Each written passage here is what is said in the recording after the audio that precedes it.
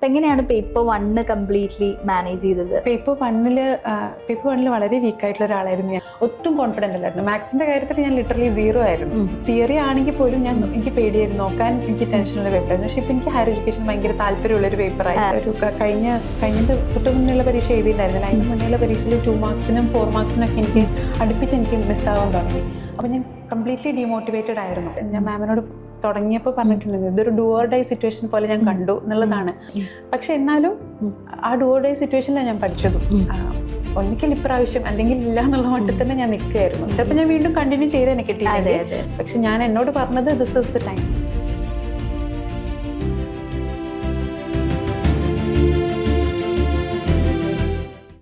Hello everyone, തുടർച്ചയായി 6ാമത്തെ തവണയും UGC net റിസൾട്ട്സിൽ കേരളത്തിൽ ഒന്നാമതായിട്ടുള്ള ഐഫറിൻ്റെ വിന്നേഴ്സിനെ പരിചയപ്പെടുന്ന പ്രോഗ്രാമിലേക്ക് നിങ്ങളെല്ലാവരെയും വെൽക്കം ചെയ്യാണ്.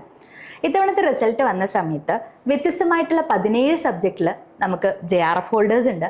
അതുപോലെ തന്നെ റെയർ ആയിട്ടുള്ള ഒരുപാട് സബ്ജക്റ്റുകളിൽ നമുക്ക് നെറ്റ് വിന്നേഴ്സും ഉണ്ട്. ലിംഗ്വിസ്റ്റിക്സ് എന്ന് പറയുന്ന സബ്ജക്റ്റിൽ നെറ്റ് ഹോൾഡർ ആയിട്ടുള്ള ജിൻസിയാണ് ഇന്ന് നമ്മുടെ കൂടെ ഉള്ളത്. വെൽക്കം. നമുക്കപ്പോൾ ആദ്യം ഒന്ന് ഇൻട്രൊഡ്യൂസ് ചെയ്തുകൊണ്ട് സ്റ്റാർട്ട് ചെയ്യാം. ഞാൻ ജിൻസി. എൻ്റെ സ്വന്തം വീട് വടകരയാണ്, ഹസ്ബൻഡ് വീട് കണ്ണൂർ. അപ്പം ഹസ്ബൻഡ് ഒരു കുഞ്ഞു മോന്, 1.5 വയസ്സുള്ളൊരു മോന്, ഇതൊക്കെയാണ്. അപ്പം ലിംഗ്വിസ്റ്റിക്സ് ആണ് എൻ്റെ സബ്ജക്റ്റ്. അപ്പം ഐഫർ ഞാൻ അതൊരു ക്രാഷ് കോഴ്സ് വഴി ജോയിൻ ചെയ്തു. പിന്നെ ഇക്കൊല്ലം ജോയിൻ ചെയ്തു. അങ്ങനെ ഇത്തവണ നെറ്റ് നേടാൻ സാധിച്ചു. യെസ്, അപ്പം ഒരു മദറാണ്, ചെറിയ മോനാണ്. അപ്പോൾ ആ മോനെ വെച്ചിട്ടുള്ളൊരു പ്രിപ്പറേഷൻ എങ്ങനെയായിരുന്നു? ആദ്യമൊക്കെ ഭയങ്കര ഒരു എന്താ പറയുക, കെയോട്ടിക് അവസ്ഥ എന്നൊക്കെ പറയുന്ന ഒരു സിറ്റുവേഷൻ തന്നെയായിരുന്നു. കാരണം ഞങ്ങൾ രണ്ടുപേരുടെയും വീട്ടിലല്ല, ഹസ്ബൻഡ് ജോലി സംബന്ധമായിട്ട് വേറെ തന്നെ ക്വാർട്ടേഴ്സിലാണ് നിൽക്കുന്നത്. അപ്പോൾ രാവിലെ ഹസ്ബൻഡ് പോയി കഴിഞ്ഞാൽ ഞാനും ഇവരും തന്നെയായിരുന്നു ഉണ്ടായിരുന്നത്. അപ്പം ഒരു തരത്തിലും ആശാൻ കുറച്ചും കൂടി ചെറുതായി, ഇപ്പോൾ 1.5 വയസ്സായെങ്കിൽ പോലും തുടങ്ങുന്ന സമയത്ത് ഇവന് ഒന്നും മനസ്സിലാവുന്നില്ലാത്തതുകൊണ്ട് ബുദ്ധിമുട്ടായിരുന്നു. ബുക്ക് എടുക്കുമ്പോൾ വേണ്ട അമ്മ, മോൻ്റെ കൂടെ കളിക്കാന്നുള്ള മട്ടിൽ തന്നെയായിരുന്നു. ഉറങ്ങുന്ന ടൈമാണ് അന്നൊക്കെ. എങ്ങനെ ഇതിനൊന്നും മെയിൻറ്റെയിൻ ചെയ്യണമെന്ന് എനിക്കൊരു തരത്തിലും ഐഡിയ ഉണ്ടായിരുന്നില്ല.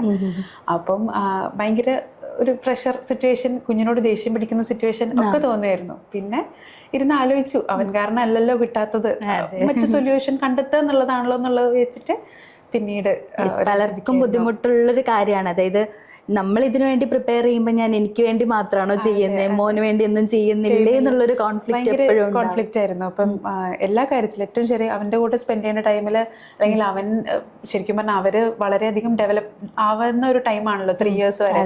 ആ ടൈമിൽ എൻ്റെ ഇൻപുട്ട് കൊടുക്കാൻ പറ്റുന്നില്ലല്ലോ, ഞാൻ സെൽഫിഷ് ആവുന്നുണ്ടല്ലോ എന്നൊക്കെ തോന്നിയിട്ടുണ്ടായിരുന്നു. പല അമ്മമാരും അത് പറഞ്ഞു കേട്ടിട്ടുണ്ട്. ഞങ്ങളുടെ ഒരു മദേഴ്സ് ഗ്രൂപ്പ് ഉണ്ടായിരുന്നു, അതിൽ സ്ഥിരം ഞങ്ങളുടെ പ്രശ്നം ഇതൊക്കെ തന്നെയായിരുന്നു ചർച്ച ചെയ്തത്. പിന്നെ നമ്മൾ ചർച്ച ചെയ്താൽ അതിൽ തന്നെ നിൽക്കേണ്ടി വരുമല്ലോ എന്നുള്ളത് കൊണ്ട് ഞാൻ അവന് കുറച്ച് ബുക്സ് വാങ്ങിച്ചു.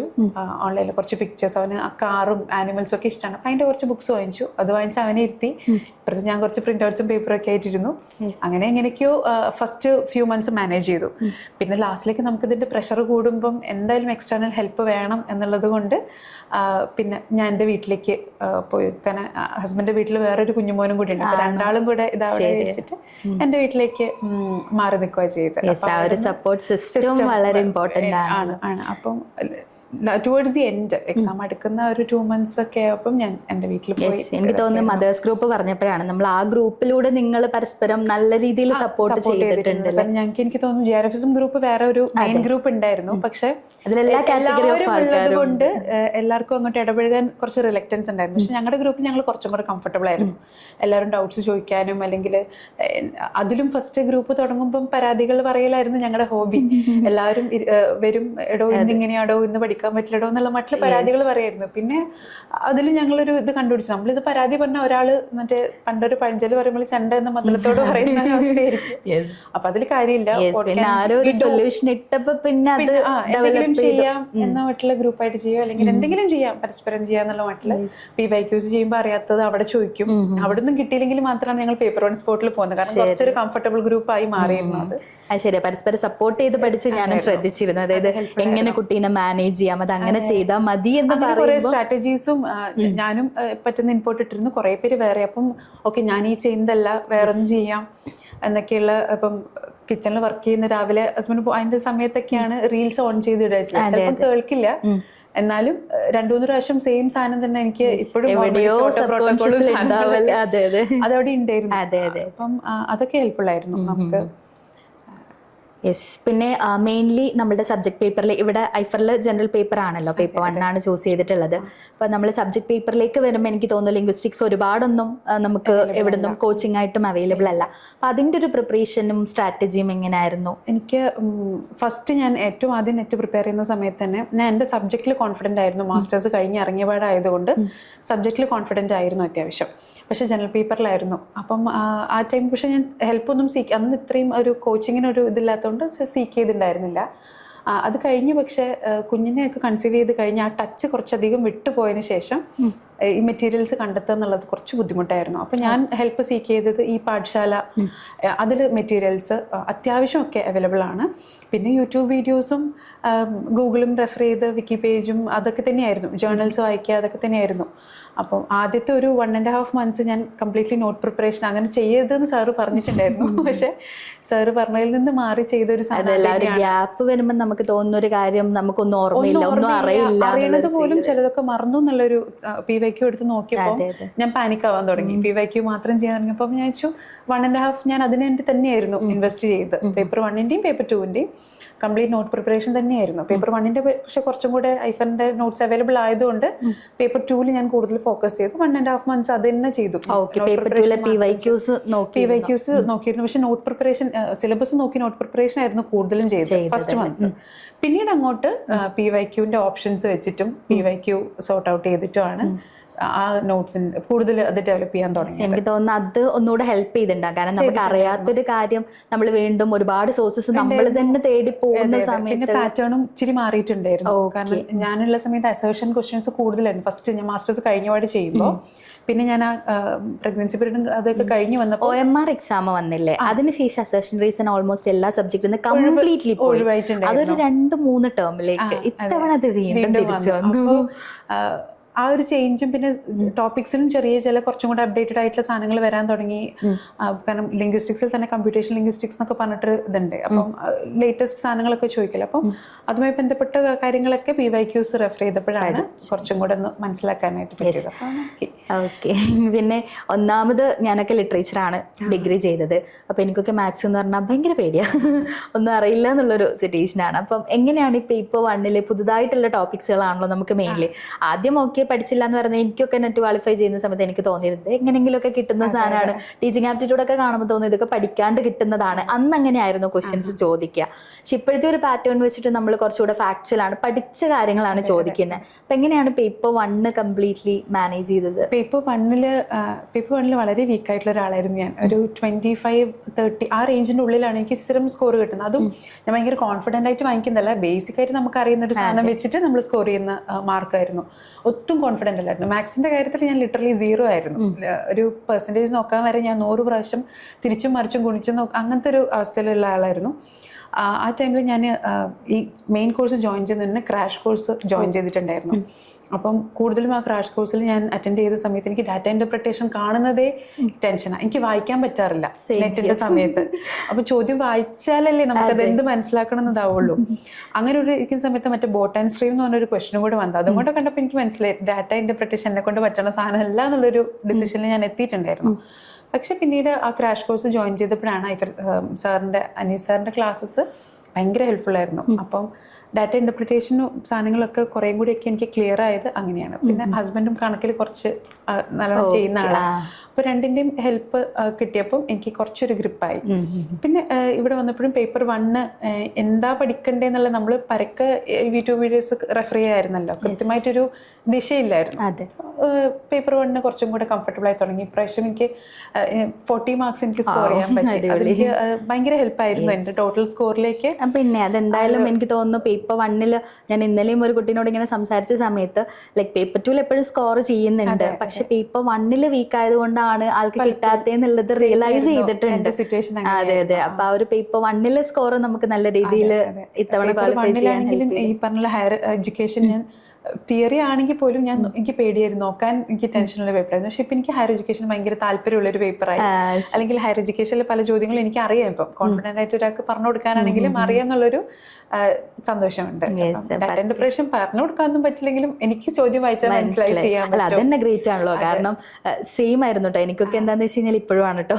അതായത് ഡാറ്റ ഇന്റർപ്രിട്ടേഷൻ്റെ ആ ഒരു ഏരിയ കാണുമ്പോൾ നേരെ ഞാൻ പേപ്പർ 2ലേക്ക് പോകും. കാരണം അത് വായിക്കാൻ ബുദ്ധിമുട്ടാണെന്നൊക്കെ വിചാരിച്ചിട്ട്. പക്ഷെ അങ്ങനെ വന്ന പലരുമാണ് ഇപ്പൊ ഇതുപോലെ കോൺഫിഡന്റ് ആയിട്ട് ഈ പറഞ്ഞ പോലെ പഠിപ്പിക്കാൻ പറ്റില്ലെങ്കിലും നമുക്ക് ആൻസർ കിട്ടുക എന്നുള്ളതാണല്ലോ. ഇപ്പൊ പറഞ്ഞ മദേഴ്സ് ഗ്രൂപ്പിൽ ഒരു ദിവസം ഡാറ്റ ഇന്റർപ്രിട്ടേഷന്റെ ഒരു ക്വസ്റ്റൻ ഇട്ടിട്ട് അത് ഞാൻ സോർട്ട് ഔട്ട് ചെയ്ത് വീഡിയോ അയച്ചു കൊടുത്തു. ആണോ? അപ്പൊ അത് അയച്ചതിന് ശേഷം ഐ വാസ് ലൈക്ക് ഓക്കെ ഞാനിപ്പോ ഡാറ്റ ഇന്റർപ്രിട്ടേഷൻ ആണ് ചെയ്ത് അയച്ചു കൊടുത്തത്. ഭയങ്കര പ്രൗഡ് ഫീലിംഗ് എനിക്ക് ഉണ്ടാവല്ലോ. അതൊക്കെ എനിക്ക് ഭയങ്കര നെറ്റ് ജേണിയിലൊരു ഓക്കെ, അതെ അടിപൊളി കാര്യമാണല്ലോ. കാരണം ഈ പറഞ്ഞതുപോലെ ഒന്നും അറിയാത്തതിൽ നിന്ന് നമ്മൾ പഠിച്ച് മറ്റൊരാൾക്ക് പറഞ്ഞു കൊടുക്കുക എന്ന് പറയുന്നത് അടിപൊളിയാണ്. പിന്നുള്ളത് എന്താന്ന് വെച്ച് കഴിഞ്ഞാൽ നമുക്കിപ്പം പേപ്പർ 1 മാത്രമായിട്ടാണ് നമുക്ക് ഒരുപാട് ഫീച്ചേഴ്സ് ഉണ്ട്. അത് ഒന്ന് മദർ എന്നുള്ള രീതിയിൽ എനിക്കൊന്ന് PG കഴിഞ്ഞ് ഗ്യാപ്പും വന്നെന്ന് തോന്നുന്നു അല്ലേ. അപ്പം ആ ഒരു രീതിയിൽ എങ്ങനെയാണ് ഏത് ഫീച്ചറാണ് ഏറ്റവും കൂടുതൽ ബെനിഫിഷ്യൽ ആയിട്ട് ഫീൽ ചെയ്ത്? ഒന്നായിരിക്കില്ല, ചിലപ്പോൾ മൾട്ടിപ്പിൾ ഉണ്ടാവും. ഞാനിപ്പോഴും എൻ്റെ ആപ്പ് എടുത്ത് നോക്കി ഞാൻ ആകെ 24% മാത്രമേ ആപ്പ് യൂട്ടിലൈസ് ചെയ്തിട്ടുള്ളൂ. അപ്പം മാസ്റ്റേഴ്സ് കഴിഞ്ഞ് ഞാൻ എംഫിലും ചെയ്ത് ജോലി ചെയ്യാൻ കിടക്കായിരുന്നു. അപ്പം അതുകൊണ്ടാണ് ആ ഗ്യാപ്പ് വന്നത്. അപ്പം ജോലി ചെയ്യുമ്പം ഇപ്രാവശ്യം പഠിച്ചില്ലല്ലോ, അടുത്ത പ്രാവശ്യം കാരണം ജോലിയിൽ മുഴുകിയത് കൊണ്ട് നെക്സ്റ്റ് ടൈം ആവട്ടെ അങ്ങനെ വെച്ചിട്ടാണ് ഇങ്ങനെ ഡിലേ വന്നത്. അപ്പോൾ ഈ ആപ്പിൽ ശരിക്കും പറഞ്ഞാൽ നമ്മുടെ CID മൂസയിൽ ബിന്ദു പണിക്കർ ചെയ്യുന്ന പോലെ അയ്യോ അത് വേണമല്ലോ, അയ്യോ ഇത് നോക്കിയില്ലല്ലോ, മറ്റേ നോക്കിയില്ലല്ലോ എന്നുള്ളൊരു അവസ്ഥയായിരുന്നു. ലാസ്റ്റ് ഡേയിലൊക്കെ ഞാൻ ഭയങ്കര ഇതായിരുന്നു. ശരിക്കും 24% മാത്രം യൂട്ടിലൈസ് ചെയ്തിട്ടാണ് എനിക്ക് ഇത്രയും ഹെൽപ്ഫുൾ ആയെന്നുള്ളത് ഞാൻ ഇടയ്ക്ക് ആലോചിക്കാറുണ്ട്. ഒരുപാട് ഓപ്ഷൻസ് ഉണ്ട്. എനിക്ക് ഭയങ്കര പേഴ്സണലി ഹെൽപ്പ് ആയത് റീൽസും ഒക്കെയാണ്. റീൽസ് കാരണം ഞാൻ നേരത്തെ പറഞ്ഞല്ലോ, വർക്ക് ചെയ്യുന്നതിൻ്റെ ഇടയിൽ വീട്ടിലല്ലെങ്കിൽ മോൻ്റെ കളിക്കുന്ന ചിലപ്പം ഒട്ടും സമ്മതിക്കുന്നില്ലെങ്കിൽ ഞാൻ ബ്ലൂടൂത്ത് സ്പീക്കർ കണക്ട് ചെയ്ത് റീൽസ് ഇങ്ങനെ കേൾക്കലാണ്. അപ്പോൾ അവനും ഈ തുടക്കത്തിലെ ആ മ്യൂസിക്കിനൊക്കെ പാട്ട് കേൾക്കാൻ ഇഷ്ടമാണ്. അപ്പോൾ ആ തുടക്കത്തെ ബാക്ക്ഗ്രൗണ്ട് സ്കോറൊക്കെ കേൾക്കുമ്പോൾ ഡാൻസ് കളിക്കുന്നു, പാട്ട് എന്തെങ്കിലുമൊക്കെ ആയിട്ട് അവനും എൻഗേജ്ഡ് ആവും, ഞാനും കേൾക്കാൻ പറ്റും എന്നുള്ള അതെനിക്ക് ഭയങ്കര നോർമൽ ക്ലാസ്സസ്. അപ്പം ആശാൻ ഉറങ്ങുമ്പോഴാണ് റെക്കോർഡ് ക്ലാസ്സസും PYQs ഒക്കെ നോക്കുക. പക്ഷെ റീൽസ് ആണ് ഫുൾ ടൈം വീട്ടിലിങ്ങനെ ഓടിക്കൊണ്ടിരിക്കുന്ന സാധനം റീൽസ് ആയിരുന്നു. പിന്നെ PYQ ഡിസ്കഷൻ, പല ഇയേഴ്സിൽ PYQ ഡിസ്കഷൻസ് ഉണ്ടല്ലോ, അതും ഈ പറഞ്ഞാൽ ഇരുന്ന് കേൾക്കാൻ പറ്റില്ലെങ്കിൽ ഇങ്ങനെ ബാക്ക്ഗ്രൗണ്ടിൽ ഇങ്ങനെ കേട്ട് പോകുന്നൊരു ഇതുണ്ടായിരുന്നു. അത് ഭയങ്കര ഒരുപാട് തിയറി ഒക്കെ ആകുമ്പോൾ നമുക്ക് ജസ്റ്റ് കേട്ടാലും എവിടെയെങ്കിലും ഒക്കെ അത് കണക്ട് ചെയ്യാൻ പറ്റുന്നില്ല. പിന്നെ മാത്സ് ഒക്കെ ആണല്ലോ നമ്മളങ്ങനെ ഇരുന്ന് ചെയ്യേണ്ടല്ലേ. പിന്നെ പോഡ്കാസ്റ്റുകൾ ഹെൽപ്പ് ചെയ്തിട്ടുണ്ട് എന്തായാലും. അത് ചില സമയത്ത് നമ്മൾ തീരെ നമുക്ക് ഇപ്പം ഞാനൊരു ടീച്ചറായിട്ട് വർക്ക് ചെയ്തുകൊണ്ട് സ്കൂളിൽ കോളേജിൽ പോയിട്ട് ഇങ്ങനെ മറ്റുള്ളവരെ മോട്ടിവേറ്റ് ചെയ്യാൻ കുഴപ്പമില്ല കുട്ടികളെ എന്നൊക്കെ പറയാൻ എളുപ്പമാണ്. പക്ഷെ സ്വന്തം മോട്ടിവേറ്റഡ് ആവാൻ ഭയങ്കര ഡിഫിക്കൽട്ടാണല്ലോ. അപ്പം അത് ചിലപ്പം തീരെ ഇപ്രാവശ്യവും പറ്റൂലല്ലോ എന്നെ കൊണ്ട് എന്നൊക്കെ തോന്നുന്ന സമയത്ത് ആയിരിക്കും ചിലപ്പോൾ ഒരു പോഡ്കാസ്റ്റ് വരിക. ചിലപ്പോൾ അത് ഭയങ്കരമായിട്ട് ക്ലിക്ക് ചെയ്യാറുണ്ട്. അതാണ് നമുക്ക് അങ്ങനെ റിലേറ്റ് ചെയ്യാൻ പറ്റുന്ന ഒരു രീതിയിലായിരിക്കും. ഏർലി മോർണിംഗ് ഞാനിത് മിക്കവാറും വെക്കുക അന്നത്തെ ദിവസം ഒന്ന് എനർജി കിട്ടാൻ വേണ്ടിയിട്ട്. അപ്പോൾ പോഡ്കാസ്റ്റ് ചിലപ്പോൾ സാറ് തലേന്ന് അപ്ലോഡ് ചെയ്തിട്ടുണ്ടാവും, എന്നാലും രാവിലെ പോയിരുന്ന് കേൾക്കുമ്പോൾ അതൊരു അന്നത്തെ എനർജിയാണ്. അപ്പോൾ നമുക്ക് ഇങ്ങനെ ഒരു കൺസിസ്റ്റൻ്റ് ആയിട്ട് പ്രിപ്പയർ ചെയ്യുക, മോട്ടിവേറ്റഡ് ആയി ഇരിക്കുക എന്നുള്ളതിൽ ഓക്കെ നമുക്ക് കിട്ടുന്ന സപ്പോർട്ട്, ഇൻസ്റ്റിറ്റ്യൂഷനിൽ നിന്ന് കിട്ടുന്ന സപ്പോർട്ട് അവിടെ ഉണ്ട്. അതിൻ്റെ കൂടെ തന്നെ ഫാമിലി സപ്പോർട്ടും വളരെ ഇമ്പോർട്ടൻ്റ് ആണല്ലേ. അതല്ലെങ്കിൽ നമുക്കൊരിക്കലും ചെയ്യാൻ പറ്റില്ല എന്നുള്ളൊരു കാര്യം ഉണ്ടല്ലോ. അപ്പോൾ ജിൻസിൻ്റെ ലൈഫിൽ അല്ലെങ്കിൽ ഒരു പ്രിപ്പറേഷൻ ജേർണിയിൽ എങ്ങനെയായിരുന്നു അവരുടെ ഒരു സപ്പോർട്ട്? ഞാൻ പറഞ്ഞില്ല, ആദ്യത്തെ ഒരു കഴിഞ്ഞിട്ട് തൊട്ട് മുന്നേയുള്ള പരീക്ഷ എഴുതിയിട്ടുണ്ടായിരുന്നില്ല. അതിൻ്റെ മുന്നേയുള്ള പരീക്ഷയിൽ 2 മാർക്സിനും 4 മാർക്സിനും ഒക്കെ എനിക്ക് മിസ്സാവാൻ തുടങ്ങി. അപ്പോൾ ഞാൻ കംപ്ലീറ്റ്ലി ഡീമോട്ടിവേറ്റഡ് ആയിരുന്നു. അപ്പോൾ അവിടുന്ന് ഇനി ഞാൻ ഇപ്രാവശ്യം അപ്ലൈ ചെയ്യുന്നില്ല എന്ന് വിചാരിച്ചിടത്തുനിന്നാണ് അപ്ലൈ ചെയ്യണം, നമുക്ക് ഐഫൽ ക്ലാസ് എടുത്ത് നോക്കാം എന്നൊക്കെ പറഞ്ഞ് എന്നെ മോട്ടിവേറ്റ് ചെയ്ത് എൻ്റെ ഹസ്ബൻഡാണ്. ഭയങ്കര നമുക്കൊരു സ്ട്രോങ് പില്ലർ എന്ന് പറയുന്ന ഇത് തന്നെയായിരുന്നു. പിന്നെ ഞാൻ പറഞ്ഞു വീട്ടിലേക്ക് പോയിരുന്നു, മോനെ കൊണ്ട് തീരെയും പറ്റാഞ്ഞപ്പോൾ വീട്ടിലേക്ക് പോയപ്പോൾ ആളൊറ്റയ്ക്കായിരുന്നു ഫുള്ള് മാനേജ് ചെയ്തിട്ടുണ്ടായിരുന്നു, ജോലി സ്ഥലത്ത് ഒറ്റയ്ക്കായിരുന്നു. അപ്പം അതിനൊരു പരാതി പറയുകയോ അല്ലെങ്കിൽ ബുദ്ധിമുട്ട് പറയുകയോ ഒന്നും ചെയ്തിട്ടുണ്ടായിരുന്നില്ല. ഇനി വീട്ടിലേക്ക് വരികയാണെങ്കിലും 2 വീട്ടുകാരും ഞാൻ എന്തെങ്കിലും ചെയ്യണം, അച്ചീവ് ചെയ്യണം, അല്ലെങ്കിൽ ഞാൻ എൻ്റെ കാലിബറിലല്ല നിൽക്കുന്നതെന്നുള്ള ചിന്ത 2 വീട്ടുകാർക്കും ഉള്ള പാരൻസാണ് രണ്ടിടത്തും ഉള്ളത്. അപ്പം വീട്ടിലാണെങ്കിലും ഇപ്പം ഞാൻ എൻ്റെ മോനോടാണ് ഏറ്റവും കൂടുതൽ ദേഷ്യം പിടിച്ചിട്ടുണ്ടാവുക. രണ്ടാമത് എൻ്റെ അമ്മയോടെ ആയിരിക്കും ദേഷ്യം. നമ്മൾ ദേഷ്യവും പ്രഷറും ഒക്കെ വരുമ്പോൾ നമ്മൾ റിലീസ് ചെയ്യുന്നൊരു പോയിന്റ് എൻ്റെ ലൈഫിൽ എൻ്റെ മോനും അമ്മയായിരുന്നു. അപ്പം അത് അമ്മ അതിനൊക്കെ നമ്മളെ കൂടെ നിന്നിട്ടുണ്ട് അമ്മ.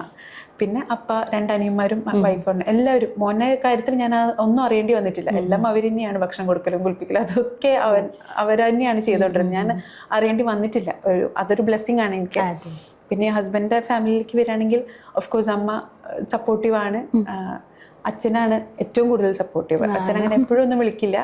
ഈ പറഞ്ഞ പോലെ എപ്പോഴെങ്കിലും ഞാൻ ഭയങ്കര ഡിമോട്ടിവേറ്റഡ് ആണ് എന്ന് ഏതെങ്കിലും ഒരു വീഡിയോ കോളൊക്കെ തോന്നുവാണെങ്കിൽ സെപ്പറേറ്റ് ആയിട്ടൊരു ഫോൺ വിളി ഉണ്ടാവും. ഒറ്റയ്ക്ക് ഇരിക്കുന്ന സമയത്ത് ഒരു ഫോൺ വിളി ഉണ്ടാവും. എന്നിട്ട് പറയും കിട്ടിയിട്ടില്ലെങ്കിൽ പോട്ടെ എന്നുള്ള മട്ടിൽ എന്തെങ്കിലുമൊക്കെ പറഞ്ഞ് എന്നെ ഒന്ന് ചെയ്യും. അങ്ങനെയാണ്. പിന്നെ എൻ്റെ അപ്പ ഭയങ്കര എന്താ പറയുക, സൈലന്റ് സപ്പോർട്ട് എന്ന് പറയുന്ന ഒരു സാധനം ഉണ്ടല്ലോ, നമുക്ക് ഒന്നും പേടിക്കണ്ട, ഇല്ലെങ്കിലും അവിടെ ഒരാളുണ്ട് അങ്ങോട്ട് ചെന്നാൽ മതി എന്നുള്ളൊരു സപ്പോർട്ടാണ്. അപ്പോൾ ലക്കിലി അത് സാറ് പറഞ്ഞിട്ടുണ്ട്, നിങ്ങൾക്ക് കിട്ടിയ ഭാഗ്യങ്ങൾ മറ്റുള്ളവർ പറയുമ്പോൾ അവർക്ക് സങ്കടമാവെന്ന് പറഞ്ഞിട്ട്, എന്നാലും ചില സപ്പോർട്ടുകൾ നമുക്ക് പറയാതിരിക്കാൻ പറ്റില്ല. അത്രയും സപ്പോർട്ടായിരുന്നു രണ്ടും. അല്ല, ഞാനത് പറയാൻ പോയി, ഇപ്പൊ കാണുന്നവർക്ക് എല്ലാവർക്കും ഇത് ഒരുപോലെ ആയിരിക്കില്ല. പക്ഷേ ഞാനിപ്പോ മനസ്സിലാക്കി, ഇത്ര നേരം സംസാരിച്ചതിൽ ഞാൻ മനസ്സിലാക്കി, ഇപ്പം മോനെയും കൊണ്ട് ഹസ്ബൻഡ് നിങ്ങൾ മാത്രം നിൽക്കുമ്പോഴും മോന് ഉണർന്നിരിക്കുമ്പോഴും അത് മാനേജ് ചെയ്യാൻ പറ്റിയിട്ടുണ്ടല്ലോ. അപ്പൊ അത് നേടണം എന്നൊരാഗ്രഹം ഉള്ളിൽ ഉണ്ടെങ്കിൽ നമ്മൾ ഏത് സിറ്റുവേഷൻ വന്നാലും അത് നമുക്ക് മാനേജ് ചെയ്യാൻ പറ്റും എന്നുള്ളതാണ്. അത് ഒരുപാട് പേര് പറയാറുണ്ട്. അതായത് എനിക്കൊരു കുട്ടിയുണ്ട്, കുറെ നാളായി PG കഴിഞ്ഞിറങ്ങിയിട്ട്, അപ്പൊ പഠിക്കാൻ പറ്റില്ല എന്നുള്ളത് റീസൺ ആയിട്ട് പറയുന്ന ഒരുപാട് പേരുണ്ട്. തുടക്കത്തിൽ ഞാനും പറഞ്ഞിരുന്നു. അതെ അതെ, ഞാൻ മാമിനോട് തുടങ്ങിയപ്പോൾ പറഞ്ഞിട്ടുണ്ടായിരുന്നു, ഇതൊരു ഡു ഓർ ഡൈ സിറ്റുവേഷൻ പോലെ ഞാൻ കണ്ടു എന്നുള്ളതാണ്. അതുകൊണ്ട് എനിക്ക് കുറെ അബദ്ധങ്ങളും പറ്റിട്ടോ. എക്സാം ഹാളിൽ ഞാനൊരു 10ഓളം ചോദ്യങ്ങൾ തെറ്റിച്ചു. കാരണം ഭയങ്കര പാനിക്കായിട്ട് കുറച്ച് സാധാരണ ഞാൻ പേപ്പർ 2 ചെയ്തിട്ട് പേപ്പർ 1ലേക്ക് വരികയാണ്. ആദ്യമായിട്ടാണ് എനിക്ക് സമയം തികയാതെ പോയത് ഒരു പരീക്ഷയ്ക്ക്. ഞാൻ കുറച്ച് പേപ്പർ 1 നോക്കും, കുറച്ച് പേപ്പർ 2 നോക്കും. കാരണം എനിക്ക് പേപ്പർ 1ൽ പഠിച്ചതൊക്കെ വന്നിട്ടുണ്ടോ എന്ന് ഉറപ്പ് വരുത്തണം, പേപ്പർ 2 ഓക്കെ ആണോ എന്ന് ഉറപ്പ് വരുത്തണം. ഞാൻ അങ്ങോട്ടും ഇങ്ങോട്ടും ഇങ്ങനെ ഷഫിൾ ചെയ്ത് ഓടുമായിരുന്നു. അതെനിക്ക് ഭയങ്കര തെറ്റ് പറ്റിപ്പോയി പ്രാവശ്യം. പക്ഷെ എന്നാലും ആ ഡു ഓർ ഡൈ സിറ്റുവേഷനിലാണ് ഞാൻ പഠിച്ചതും. ഒന്നിക്കൽ ഇപ്രാവശ്യം അല്ലെങ്കിൽ ഇല്ല എന്നുള്ള മട്ടിൽ തന്നെ ഞാൻ നിൽക്കുകയായിരുന്നു. ചിലപ്പോൾ ഞാൻ വീണ്ടും കണ്ടിന്യൂ ചെയ്തേനെ കിട്ടിയില്ലെങ്കിൽ. പക്ഷെ ഞാൻ എന്നോട് പറഞ്ഞത് ദിസ് ഇസ് ദ ടൈം എന്നുള്ള മട്ടിലായിരുന്നു. പിന്നെ ഇനിയും മോനെ സാക്രിഫൈസ് ചെയ്യാൻ പറ്റില്ല എന്നും കൂടെ ഒരു തീരുമാനം ഉണ്ടായിരുന്നു. അവന്റെ 6 മാസം ഞാൻ എന്തായാലും എടുത്തു. ഇനി ഒരു 6 മാസം കൂടി അവനെ എടുക്കാൻ പറ്റില്ല എന്നുള്ളൊരു ഡിസിഷൻ എടുത്തതുകൊണ്ട് ഇത്തവണ തന്നെ ക്വാളിഫൈ ചെയ്യാൻ വേണ്ടിയിട്ട് പറ്റിയില്ലേ. അതിൽ ഈ പറഞ്ഞതുപോലെ പലരും എനിക്ക് തോന്നുന്നു ഫസ്റ്റ് അറ്റംപ്റ്റിലൊക്കെ കിട്ടാഞ്ഞിട്ട് എന്ന് വെച്ചാൽ ഇതായിരിക്കും സിറ്റുവേഷൻ, ഒരു ക്വസ്റ്റ്യൻ ഒക്കെ മിസ്സായി എന്നുള്ളതായിരിക്കും. അപ്പം അങ്ങനെ വരുന്ന കുട്ടികൾ ഇനി വേണ്ട എന്ന് തീരുമാനിക്കുന്ന ഒരുപാട് പേരുണ്ട്.